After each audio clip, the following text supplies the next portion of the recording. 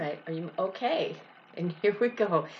It's been so long since I've done a video that I'm out of practice, like I was some kind of expert. But anyway, even where to start has always been, I don't have a script. I've just been thinking about things and reflecting, and I'm finding this is such an exciting time.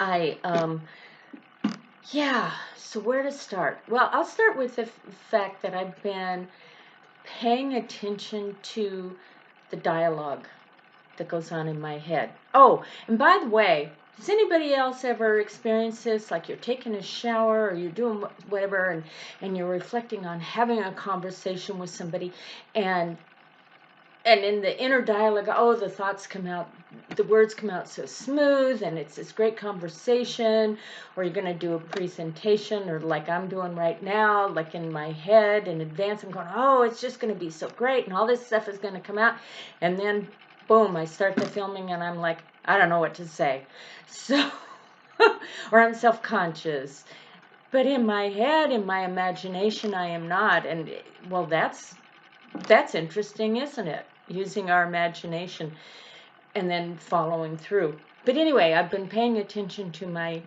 inner dialogue. What is it telling me?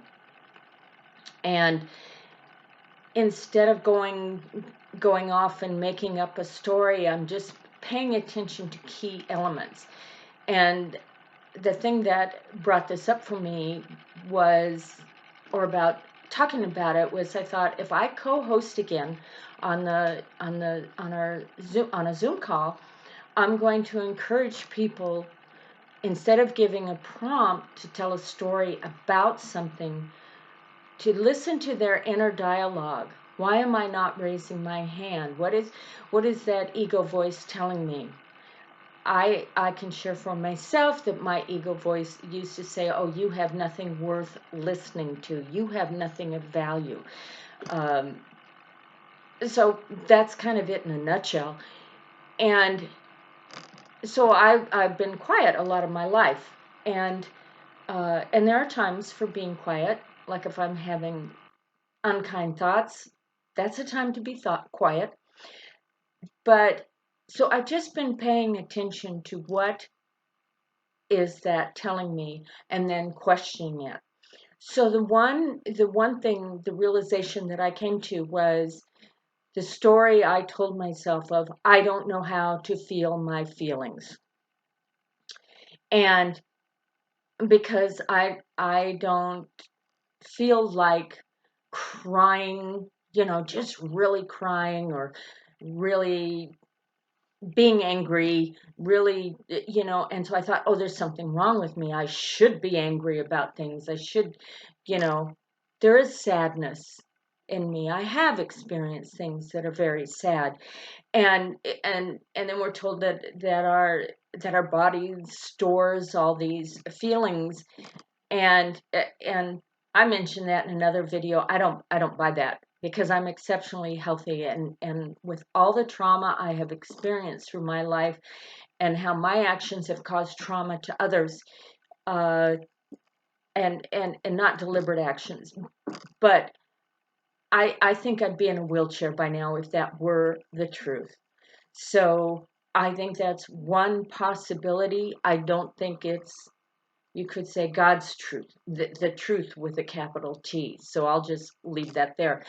But getting back to feeling, I don't know how to feel my feelings. And I said, that's not true. I feel sad. I cry when that feeling comes up. I get angry and then find a way to dissipate that anger when the feeling comes up. I feel delight, I feel passion, I feel exuberance, I feel compassion, I feel the connection and the love with people and the appreciation and all that stuff. So how can I believe that lie that I don't know how to feel my feelings? I just don't express them the same way, and I don't maybe even get in touch with them the same way. I don't know. We're all so unique. We all do things differently. I do not make up a drama about my feelings. I don't go into the drama. And I was trying to whip up feelings and, and like I did when I get kind of angry and I'm feeling it, yeah, I can take a bat and start, batting the bed or whatever and see what comes up. And inevitably, what comes up is that I am powerful beyond measure. That energy, that it's not angry energy, that is power. That is things that we have had programmed out of us. So, and it doesn't matter why. I'm not going to go into the story about why. It's irrelevant. It's irrelevant. I am tapping into my inner power, and that's what I'm experiencing. I don't have a bunch of anger I have to release from my body. I have not stored up anger over the years, but certain words are coming up. Like I recognize the word. I was reflecting on my past and my childhood, and my mother. I'll just keep this real brief. My parents were pretty well balanced. I mean, we had a pretty peaceful home, and but my mother had made the decision to withdraw from me because I was my dad's favorite. I was his little girl, and I have two older brothers. And he was showing it. He was showing that favoritism, and she asked him not to, and he disregarded her request. And I and I don't know how old I was then, but I'm going to guess that maybe I was 2 or 3. I'm not sure. And so I used to resent her, although I didn't have an inner dialogue about resentment, but I did. Like, well, she shouldn't have done that. And she was wrong and da da da. I made her wrong. And then I came to realize just recently that she was just trying to balance out the family. She was trying to make it so the boys got as much love and affection as I did, and so that's all she was doing. And that she didn't have empathy for me at the time. She did not recognize the long range consequences of that. She didn't know. She just didn't know. She was just trying to balance out the love. And and so I found myself feeling so much compassion for her because she denied herself the connection with one of her children. And if I must say, the most delightful of the three. But can you imagine if you're a parent just saying, well, I'll just shut off loving this one and appreciating this one because it'll look a certain way to these other two, and then that will damage them. And and and so she did miss out on having a relationship with me, a real relationship, an authentic relationship.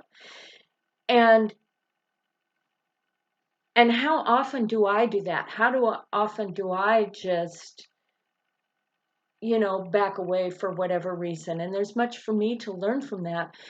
But I had so much compassion for her that I have never felt before, that I never recognized.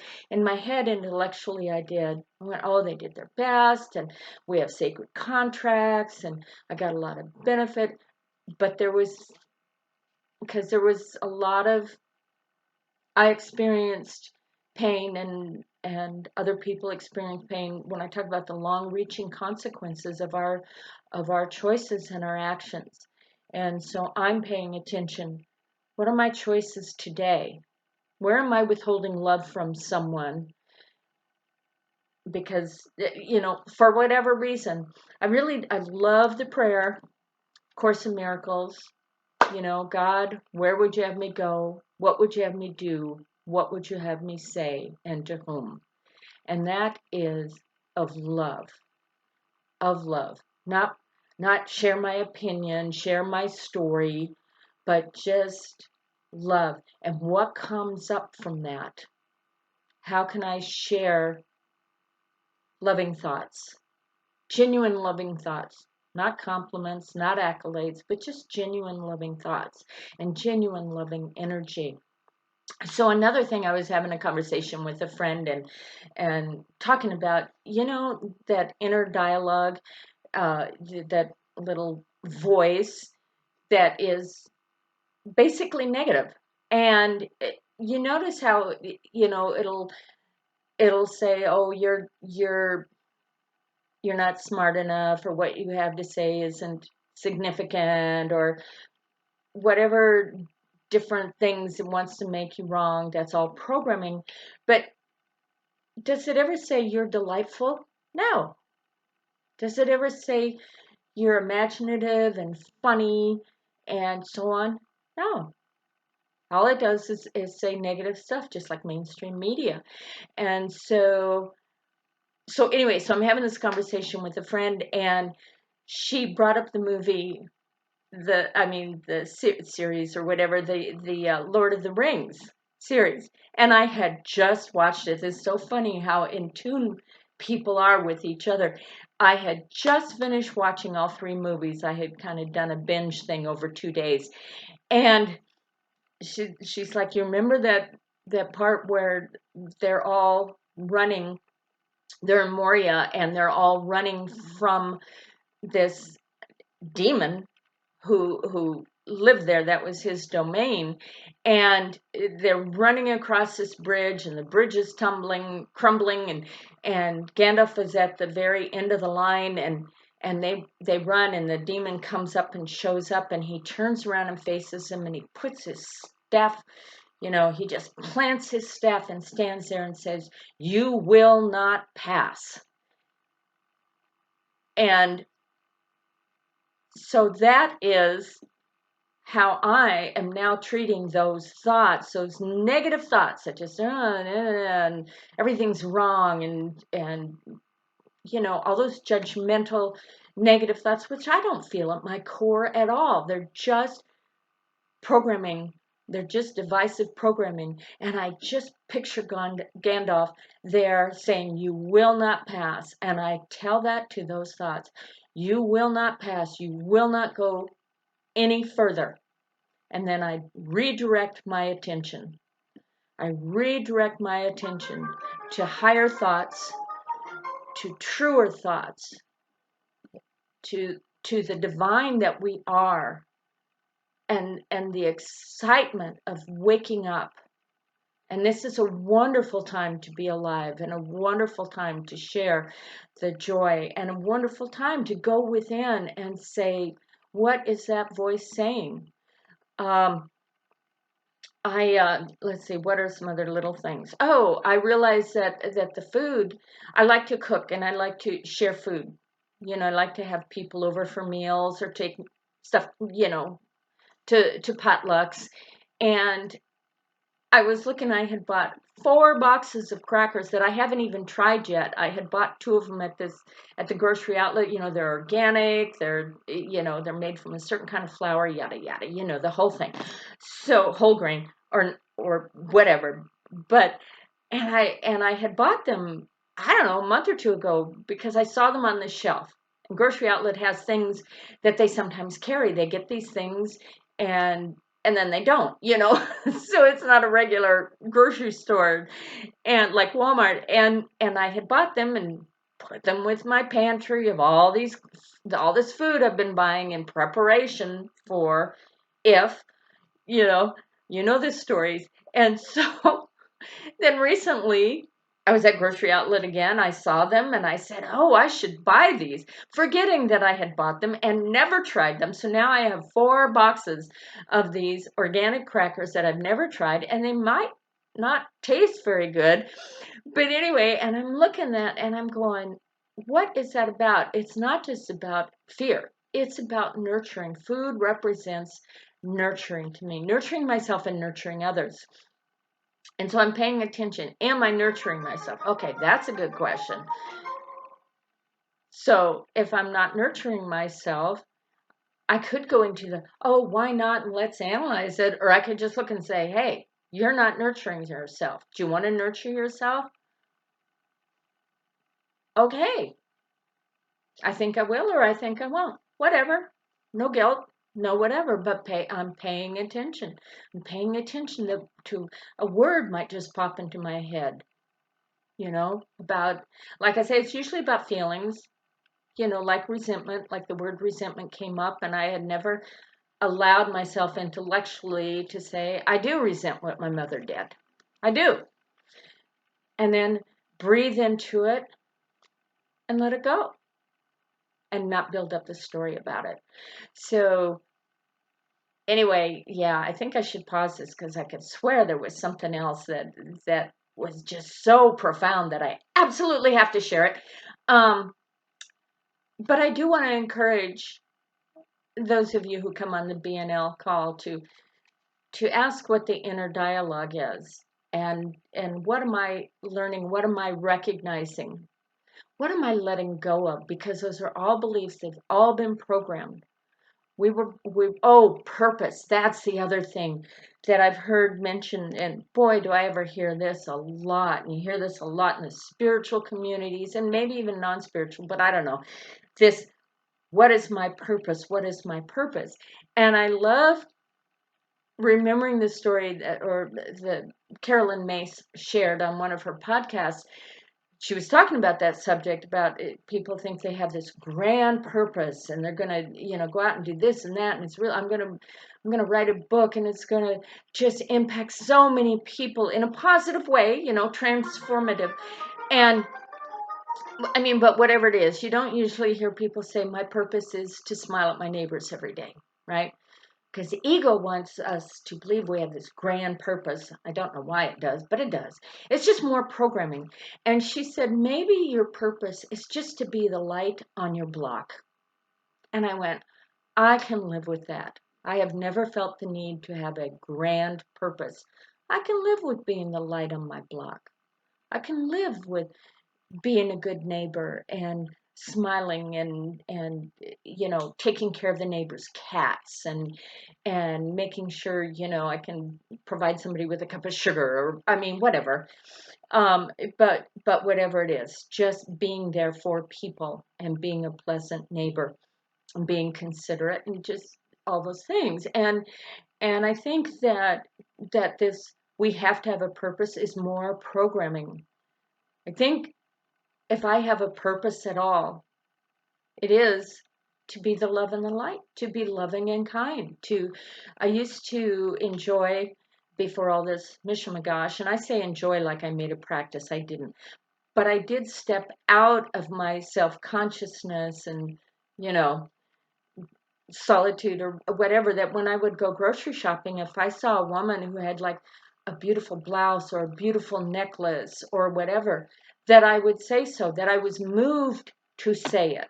I didn't go around looking and what will I say. I was just moved to share that delight. And it always brought a smile. I never had anybody say, don't talk to me. It always brought a smile. That is the God. What would you have me say, and to whom?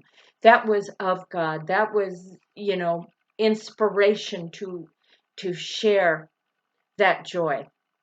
And so that's what I'm talking about. Purpose. It's just to tap into that love and extend it out and to appreciate. And